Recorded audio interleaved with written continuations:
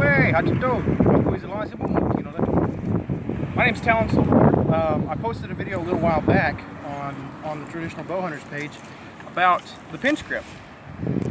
People were very responsive to it, so I decided to make another one, upon request.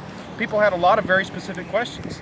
One of the main questions was, what's your accuracy like? Because a lot of people, you see people shooting very fast, but they're not hitting what they're aiming for. Out of the arrows that I shot today, these ones right here, most of these are inoperable. I've split them or they're not fletched yet. And so these are the arrows that I'm left with at the moment. So these are all I'm going to be able to shoot. Now, I did a military demonstration today here at this little history gathering. And by the time that they were able to load and fire their muskets, I was able to shoot 25 arrows. And the fastest time I shot today, unfortunately didn't make it onto camera, but it was an arrow every 1 second. And I actually only missed 3 shots out of all 4 or 5 presentations that we did. And that was maybe about 15 yards. Now, like I said, I have been shooting all day long. There's a blister working up on my pinch here. So I'm probably not going to be shooting for the rest of the weekend after this. So I'm going to see what else I can put out for you. I really want to show what my accuracy is like, so that way you guys can get an idea of kind of what you're looking at. Now, when you look at the historical record, obviously I'm in period clothing. This is what you would see if you were to look at an 18th century Shawnee person. Trade silver, neck knife, hair roach, linen shirt, wool breech clout, moccasins, silk ribbon, the whole 9 yards. So, because somebody had asked about period clothing as well. Now, when I go to shoot this, this is only about 5 yards. But with this pinch grip, they said that native archers were able to hit geese in flight at 100 yards fairly regularly, and that the arrows would be able to go through chainmail, steel plate, and just about anything else that you pointed them at. And so the Spanish, the English, the French, they all took very detailed records of what our bows were like.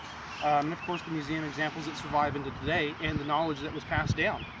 So these things are all kind of working together to give us a bit of a complete picture as to how these bows were used. This is only a 45-pound bow.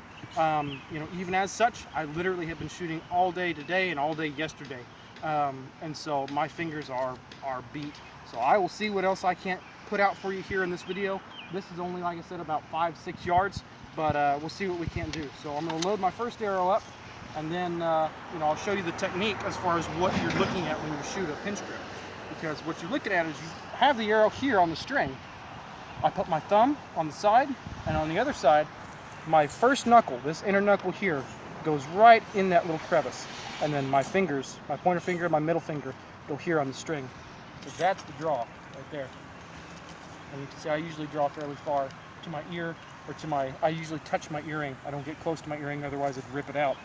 But I get right up next to my mouth or my ear.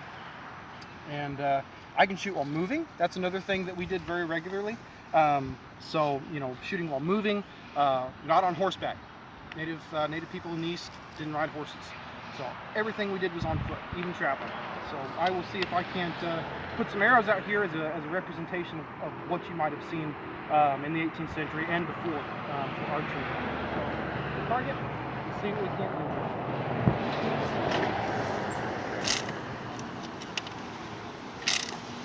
One minute.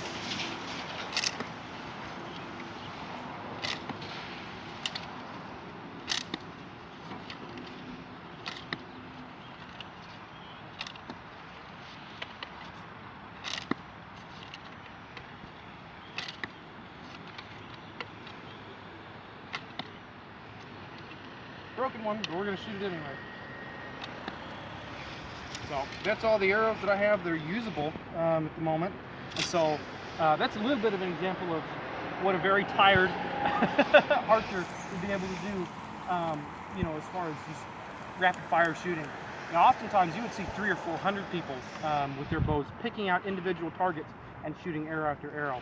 And like I said, we usually carry a lot of arrows here in our quiver, and then pull handfuls of those arrows out at a time and go to pulling from our hand. And that's how we shoot. Took one of the arrows that I split today out of 7, I think. And so, making arrows and using arrows are one of those things that you're just constantly replenishing for that very reason. And some native tribes, like here in Virginia, the Pamunkey, their boys weren't allowed to have breakfast in some cases until they hit a target, and that target would get farther and farther every day. The Cherokee had games to teach their boys archery and other distance weapons. You know, a lot of our training is disguised through games and through activities like that. And so, you know, I've been shooting since I was 3 years old. You know, my first bow came from a woman's family relation of mine, and I've just been shooting ever since.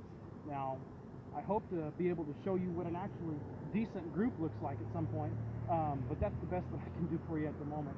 So I hope that gives you a little bit of a look, and then I think that's about all I have to say. And so if y'all have any other questions, if you'd like to know anything, you know, any other specific examples, you'd like me to talk about something else, you know, I'd love to hear from you. So please comment and give me some suggestions or some questions that you might have. So, no way, so no, you know what?